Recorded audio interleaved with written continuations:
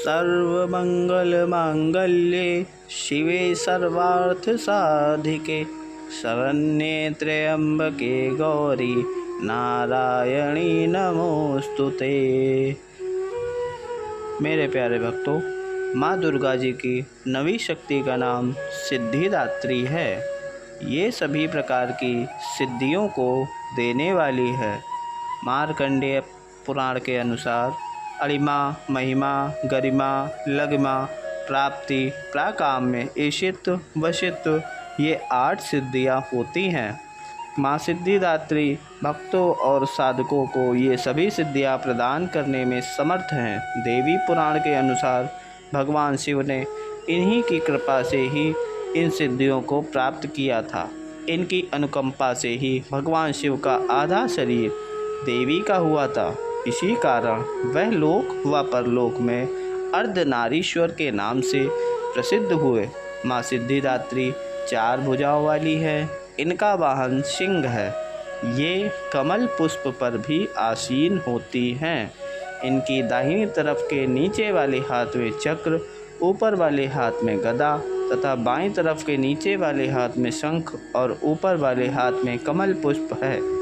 नवरात्र पूजन के 9वें दिन इनकी उपासना की जाती है। इस दिन शास्त्रीय विधि विधान के अनुसार पूर्ण निष्ठा के साथ साधक अपने सभी सिद्धियों को प्राप्त करने के लिए इनकी पूजा करता है। सृष्टि में कुछ भी उसके लिए अगम्य नहीं रह जाता। ब्रह्मांड पर पूर्ण विजय प्राप्त करने की सामर्थ्य उसमें आ जाती है। प्रत्येक मनुष्य का यह कर्तव्य है कि माँ सिद्धिदात्री की कृपा प्राप्त करने का निरंतर प्रयत्न करे, उनकी आराधना की ओर अग्रसर हो। इनकी कृपा से अनंत दुख रूप संसार से निर्लिप्त रहकर सारे सुखों का भोग करता हुआ वह मोक्ष को प्राप्त कर सकता है। 9 दुर्गाओं में माँ सिद्धिदात्री अंतिम है। अन्य 8 दुर्गाओं की पूजा उपासना शास्त्रीय विधि विधान के अनुसार करते हुए भक्त दुर्गा पूजा के 9वें दिन इनकी उपासना में प्रवृत्त होता है। इन सिद्धिदात्री देवी की उपासना पूर्ण कर लेने के बाद भक्तों और साधकों की लौकिक व परलौकिक सभी प्रकार की कामनाओं की पूर्ति हो जाती है। लेकिन सिद्धिदात्री माँ की कृपा पात्र भक्त के भीतर कोई ऐसी कामना शेष बचती ही नहीं है जिसे वह पूर्ण करना चाहे।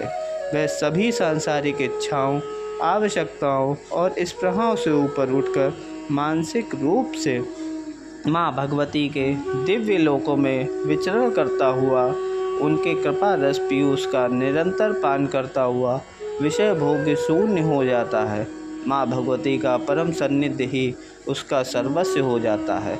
इस परम पद को पाने के बाद अन्य किसी भी वस्तु की आवश्यकता नहीं रह जाती। माँ चरणों का यह सान्निध्य प्राप्त करने के लिए हमें निरंतर नियमनिष्ठ रहकर उनकी उपासना करनी चाहिए। माँ भगवती का स्मरण, ध्यान, पूजन हमें इस संसार की असारता का बोध कराते हुए वास्तविक परम शांतिदायक अमृत पथ की ओर ले जाने वाला है। माँ सिद्धिदात्री की पूजा और उपासना हमें नित्य माता की पूजा करनी चाहिए और इनकी कृपा से भक्तों के सभी कष्ट दूर हो जाते हैं, सारे पाप विनष्ट हो जाते हैं और भक्त आर्थिक या मानसिक रूप से मजबूत हो जाता है। उसके अंदर किसी प्रकार का कोई कष्ट नहीं रहता है। दुर्गा पूजा के 9वें दिन कन्या पूजन का भी विशेष महत्व है। कन्या को पूजन करके उसको भोग लगाया जाता है। उसको हलवा, पूड़ी, चना आदि खिलाया जाता है, जिसके उपरांत भक्त कन्या पूजन करने के पश्चात उनको विधि विधान के अनुसार दक्षिणा आदि देकर विदा कर देते हैं। उसके बाद माँ सभी के भंडारे भरती हैं और सभी को हर प्रकार के दुख से निवृत्त कर देती हैं। माँ सिद्धिदात्री की कृपा बहुत ही विशेष है और यह सभी भक्तों के कष्टों को हर लेती हैं। माँ सिद्धिदात्री की जय हो। भक्तों, यदि यह वीडियो आपको अच्छा लगे तो लाइक करें और ऐसे ही धार्मिक वीडियो को और देखने के लिए हमारे YouTube चैनल को सब्सक्राइब करें। जय माता दी।